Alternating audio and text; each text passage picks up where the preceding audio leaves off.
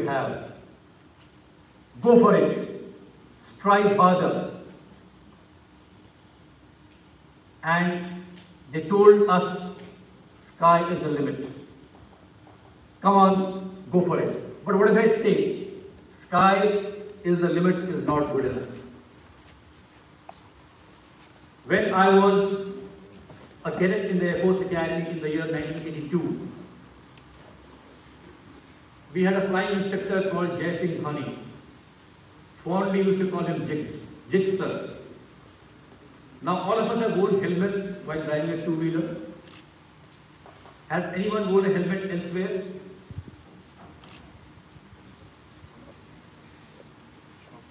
Anyone? No. In commercial flights, neither the pilot nor the passengers wear a helmet. But when we are undergoing flying training, we wear something called as bone dome, which is a helmet, and the bone dome of Jig sir had a sticker which I carry with me till date. And what did the sticker say? It said, "Move away sky, we need more sun." So we have to transcend from the past where sky was the limit to a state of mind where we say, "Move away sun, we need more sky." When I was younger, the Indian Air Force was one of the best air powers in the world. Today we have transcended, or we are in the process of transcending, and we aim to be the best aerospace power of the world. This may not happen in the near future because till we produce in our country, we can never achieve that. As long as we are dependent on imports, on the US, on France, on Russia, we can never achieve it. For that, we have to make our own. The famous Atmanirbhar Abhiyan, if that is realized, then we may reach that state. Basically, each one in our lives, no matter how important or insignificant we perceive ourselves to be, have experiences that offer valuable leadership lessons. Some of them could be mundane, and others could evoke an adrenaline rush in you. Usually, we seldom think back. The day is done and we move on. But every event that happens in your life is trying to teach you something. For you, for others to imbibe in the future. It is for us to look within and find out what have I learned from this exercise today. Going back to the shores of Bhubaneswar, the Konark Express and joined National Defence Academy. Very early in my training, I was a member of the quiz competition at the NDA. We had worked very hard and we were one of the finalists.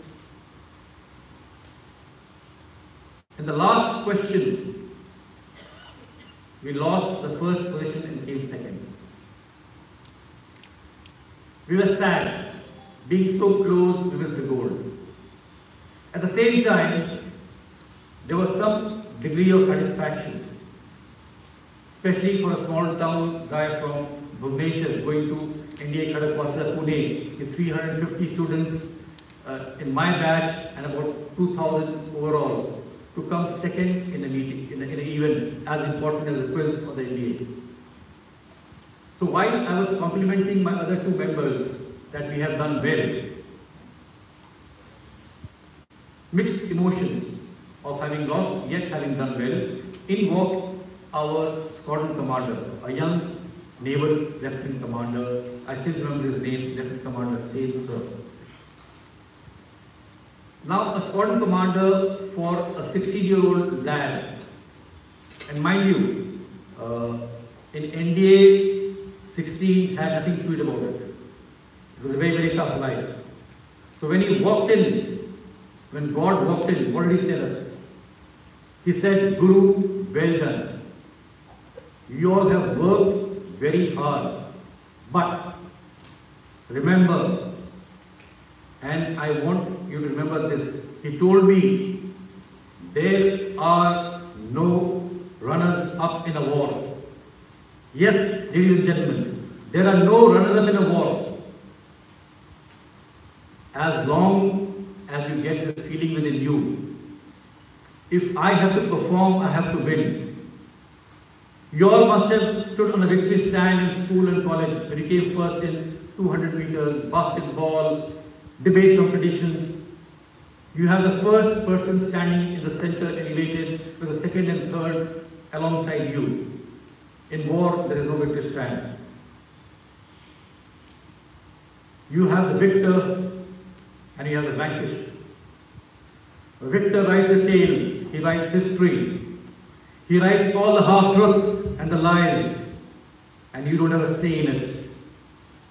Like the Swedish group ABBA's song, the winner takes it all. So a soldier wants to be a winner, not a person who comes second. That's why I bring in the first corporate and armed forces interstate. Each one of you is a soldier in your own domain of expertise. So if you feel that I am a soldier, and if you want to be a winner, realizing the consequences that may accrue if you don't win, then you just might see a quantum jump in the effort that you put in to achieve the task. How many of you think that you could be soldiers? Yes, no? That's it. Because if you feel that you're a soldier in your own field, you will put in that much of harder work, that effort. If you ever get a chance, sit down next to a prisoner of war and listen to his tales of woes. You will never like to come second in life.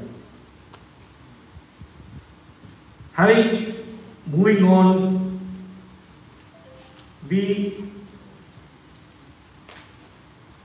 have a dilemma in our life every day regarding rules, discretion, and I'll add the word integrity. The rules were made to make life easier for all of us.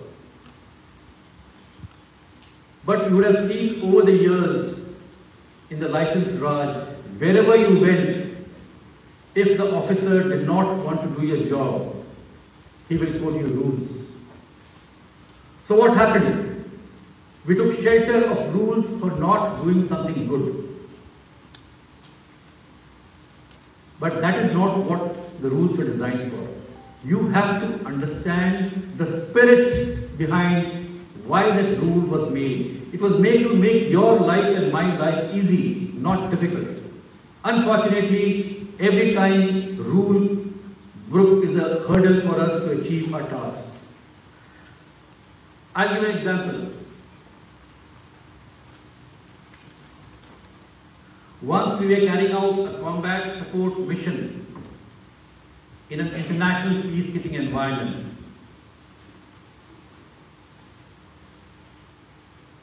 I was flying the Mi-35 attack helicopter and giving support to a platoon of our troops down below.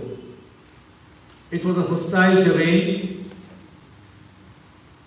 and we were supposed to be there for the next 15-20 minutes. They were facing heavy firing from the militants and reinforcements which arrived. In the meanwhile, my aircraft developed a technical snag.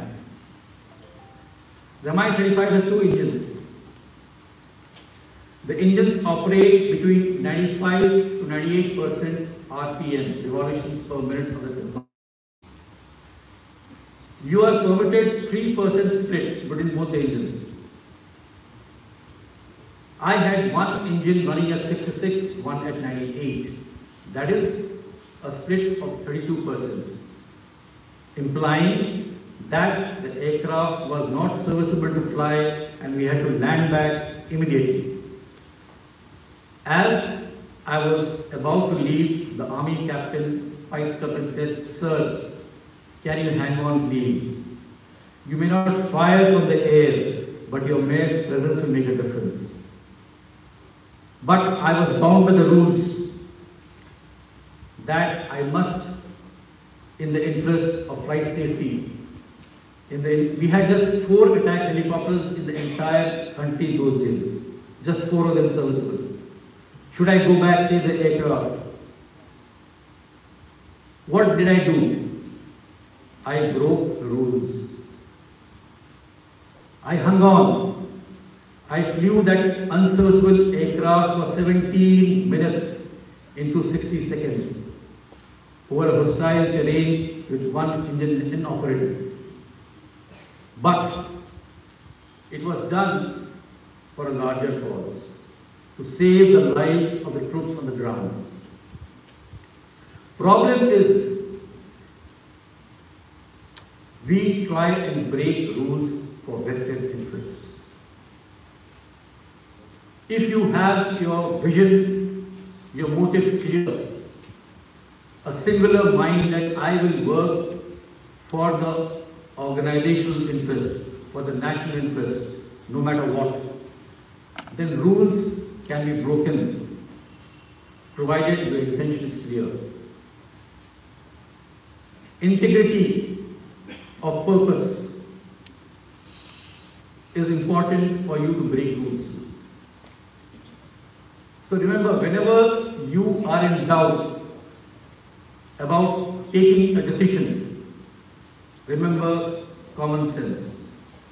Though the French philosopher Voltaire had said, common sense is not so common. And indeed it's not common. But common sense mingled with integrity and sincerity of purpose will never let you take a wrong decision. No matter what walk of life you are in, business, armed forces, government service, wherever. Here I shall make a mention of military leadership. I am not trying to suggest that military leadership is better. But I will risk saying that it is different. When a corporate leader takes a wrong decision, it may affect the bottom lines.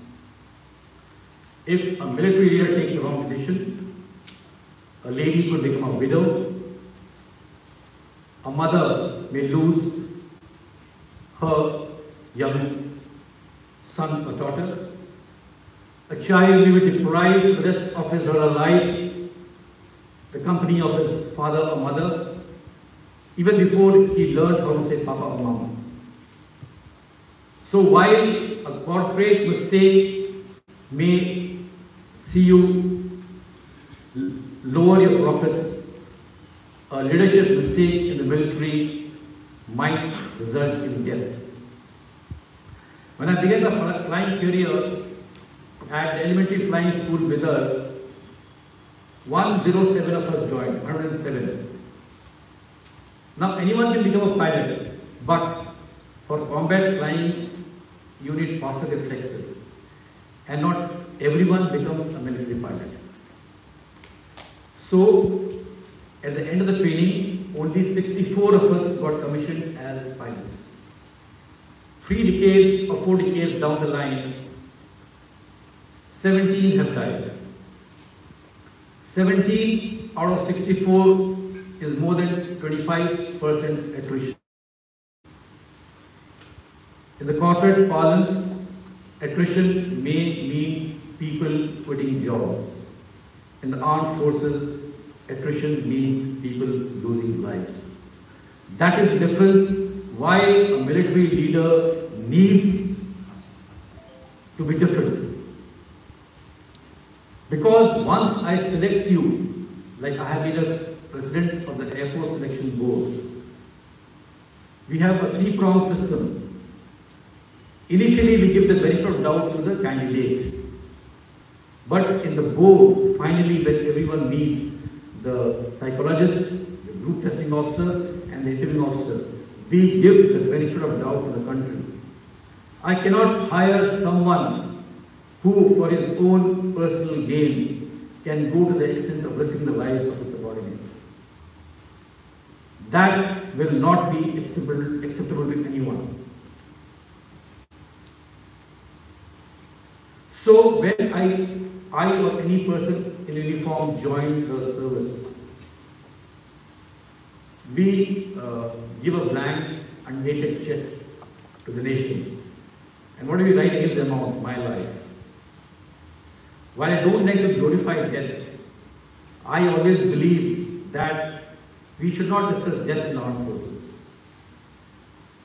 I would like to quote Field Marshal Patton, who said, "No one ever wins a war by dying for his country.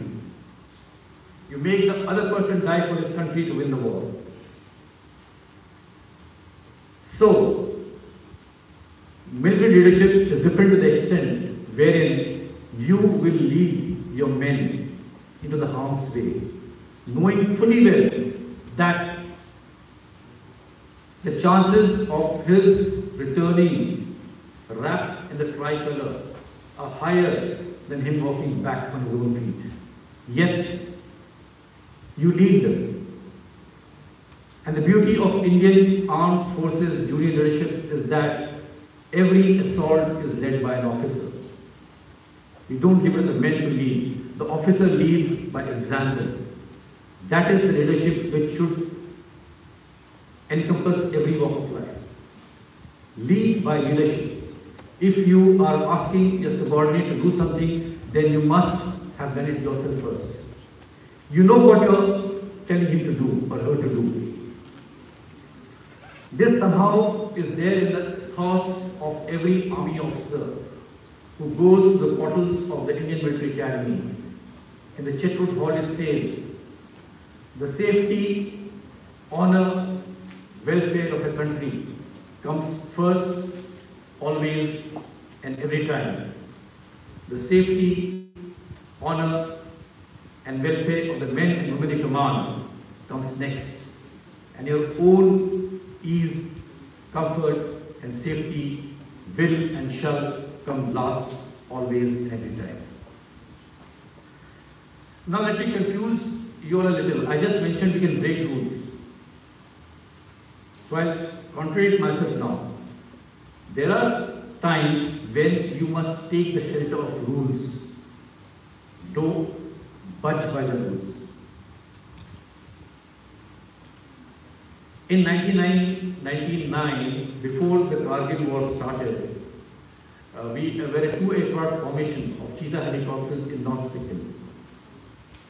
While landing at a helipad called Dorjila at 18,200 feet, one Cheetah crashed on the helipad. I was in the other one.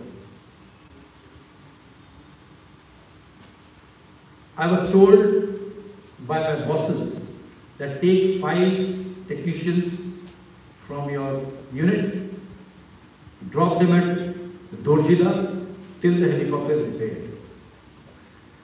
We were based at Bagdogra at an elevation of 400 feet above mean sea level. That means a difference of 17,800 feet. Now, if some of you are aware of aviation medicine, of hypoxia, of the consequences of lack of oxygen, you'll realize that the long and short of it is, if I left 5 guys from 400 feet at 18,200 feet without acclimatization at various levels, at least one could have lost life. I was told to execute the order or face dire consequences. My boss sitting elsewhere in Shillong may not have been aware of the consequences. So what do? I stick to the rules. I take the shelter of the rules. It was not war, it was a peacetime mission. We had to retrieve a helicopter that had crashed. So I manipulated in ways more than one to not leave the men at 18,200 feet, get them back to a place called Lachin, which is at 10,000 feet, every evening in an army one-turner. Though I faced the wrath of my senior for not obeying his orders the way he did it. I may have lost out personally at that point of time, but in the larger context, I did not let my men down. At the expense of my own future promotion or my own benefit, I stood by the interests of my men. That is the kind of confidence or faith your men and women should have on you when you are leading them in the harm's way.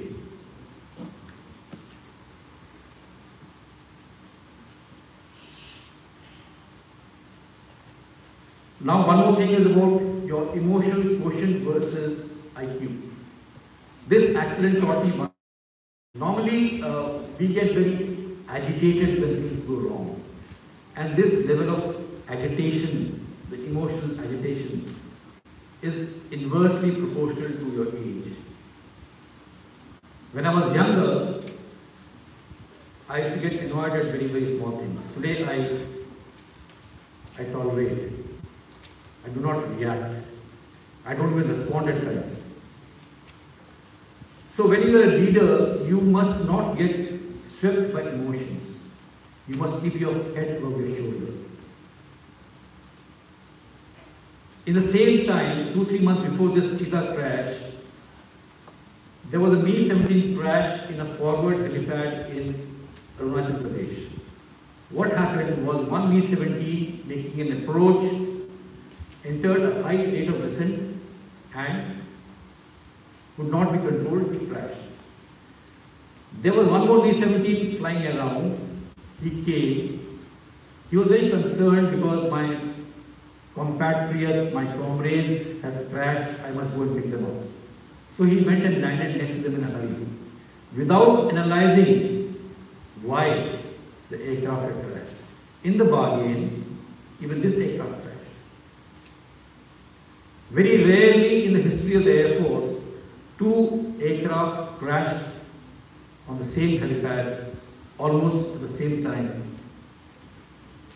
Because of, I personally believe this guy did not analyze the situation.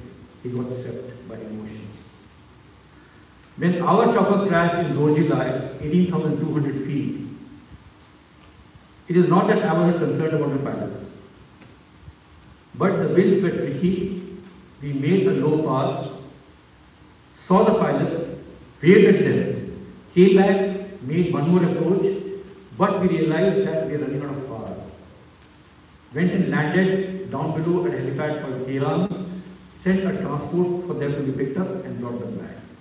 So as a leader, there are times when you might feel emotion. It's very natural. We are humans, we are not robots.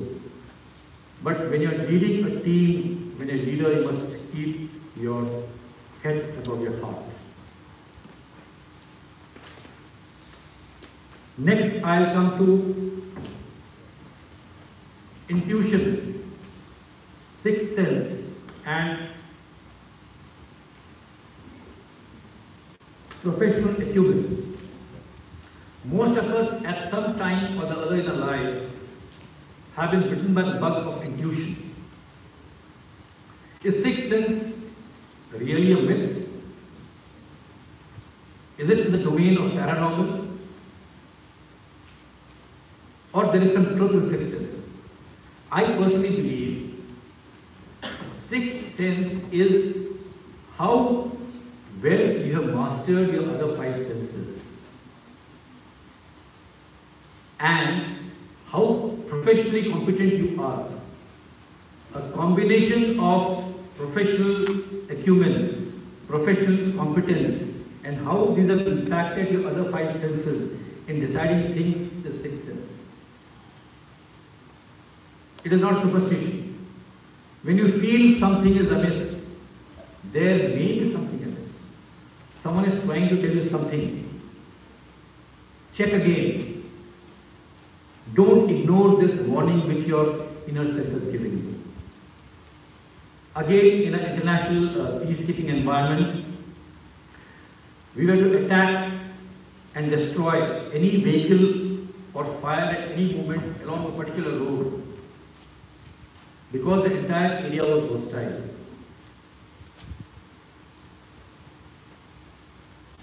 As we flew over that road, there was a tractor. It appeared to us that people from the tractor are firing at a helicopter. I was in the front cockpit in a Mi-35 and my CEO, my commanding officer, my boss, was in the rear cockpit. He said, "Guru, fire." Fire what? It was a 12.7 millimeter 4-barrel Gatling machine gun in the aircraft, which can be turned left, right, up, down with a rate of fire of 4,000 to 5,000 rounds per minute. As I entered a dive and was about to fire, I saw some people waving at us. Something was amiss, and my inner intuition told me, "Don't fire." I did not fire. I told my boss, "Sir, mission aborted, let's go back." He was surprised, partly annoyed, because the target was there and I did not execute the mission. Later we realized that they were our own people of the 1st Para Regiment of the Indian Army. So by losing my intuition, we saved ourselves from being guilty of fratricide. What is fratricide? When you kill your own people inadvertently. It happened during Kargil War. A Mi-17 1B helicopter was shot down by one missile somewhere in the north. It happened in Vietnam very often. The Americans were there in Vietnam for 10 long years, and there were plenty of occasions when they shot their own people. They lost over 3,500 helicopters over 10 years and over 500 aircraft. Right since independence till date, India does not even have the figure of 3,500 helicopters. So whenever you're warned by your inner conscience, call it intuition, call it sixth sense, whatever, pause, give it a thought. You are not in a react emergency, and try and analyze why. If your professional competence is good, you're competent, you will find a reason to buy a wheel. Many a times it may be a false warning as well, but never ignore intuition or sixth sense. Coming to war plans. We all make plans in every sphere of our life. We also cater for contingencies. Every outfit in the armed forces is mandated to make a war plan. For example, if my unit is located in the peacetime in Coimbatore in Tamil Nadu, and my operational location is Jamnagar in Gujarat, I am supposed to make a war plan which is supposed to cover everything from A to Z. If I have the luxury of time, how many rail wagons are required to carry my men and materials, my weapons, my armament? How many aircraft loads, the manifest, which appointment accompanies the first aircraft, when does the commanding officer go, who stays back to look after the administration, to look after the families, to look after replenishment later on. Everything is worked in detail to the team. I'm sure for your business excellence summit, you must have made plans, and you must have made contingencies as well. Should this not happen, what is my alternative course of action? So again, between the corporate and the armed forces, or any other thing for that matter, when you talk of leadership, planning is very, very very important. They say that after the first shot is fired in war, all plans go haywire. In the fog of war, nothing lasts. But if you have planned contingencies, if you have planned well, you know what course of action you will adopt should this fail. It happens in every day. You plan something, it may not happen. So what do you do next? Do you have a plan? Or you say, you must plan for every small contingency when you are planning, and even your annual budget, your sales program for the year, for everything you have to plan. Now, why am I giving this planning? In the year 2006-07, when I was in Congo, we stayed at a place called Goma,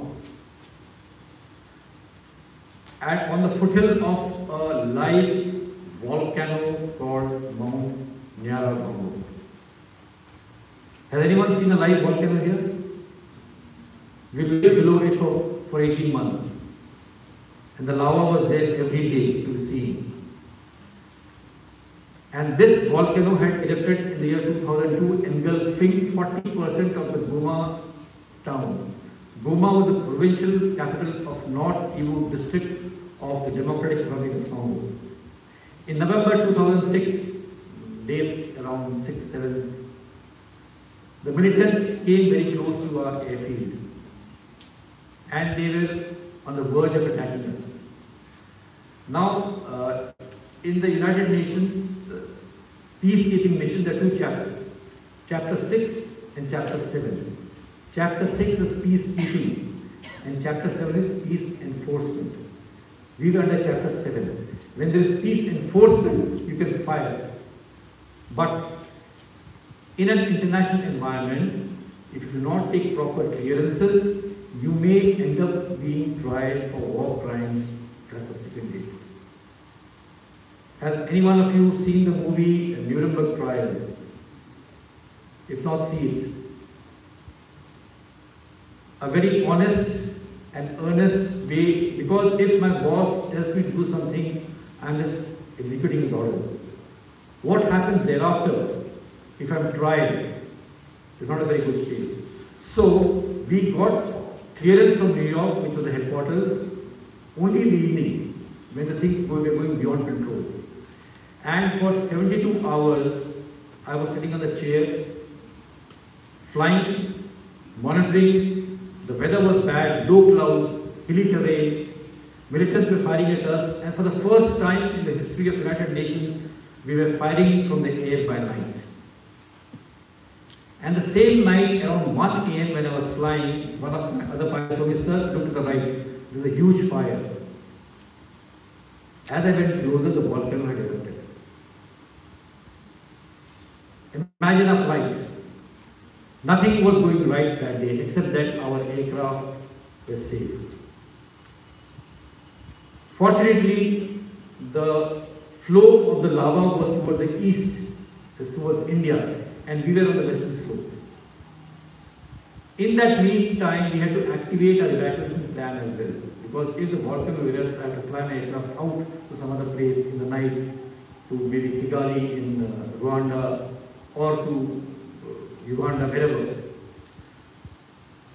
But why did we achieve everything so peacefully, so nicely? Because we had every plan in place.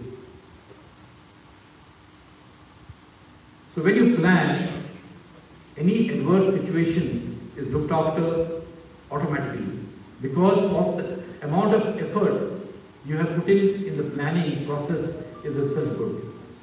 Like they say, the more you sweat in peace, the less you bleed in war. Similarly, in your professional career, the more you plan when you have time with you, the less you will be ill at ease when you are executing the task. Now, I was allotted 45 minutes. I'm reaching there somehow. I will give you a last thing. There was a song Ask for More by Janet Jackson, 1998.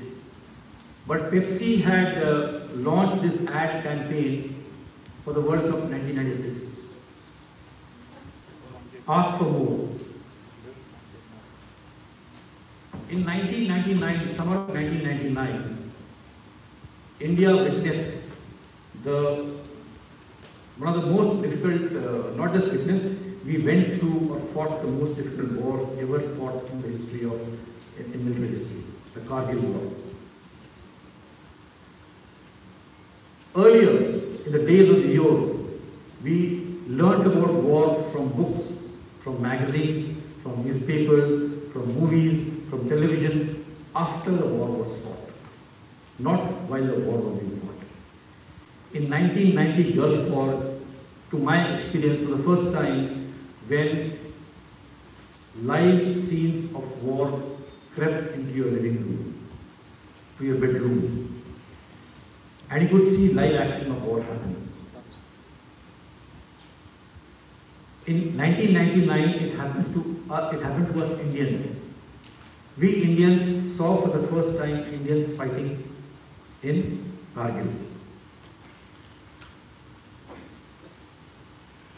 There was a place, a point 5140, somewhere in Kargil in France.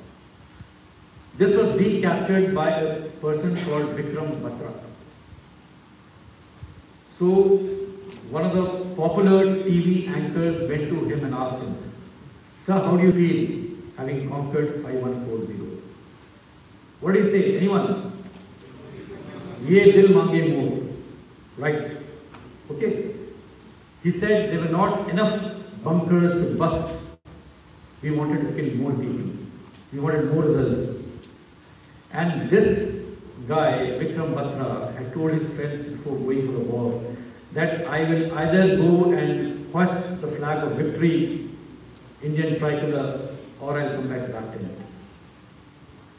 Now there were .5140, .4750, .4875 and Tiger Hill.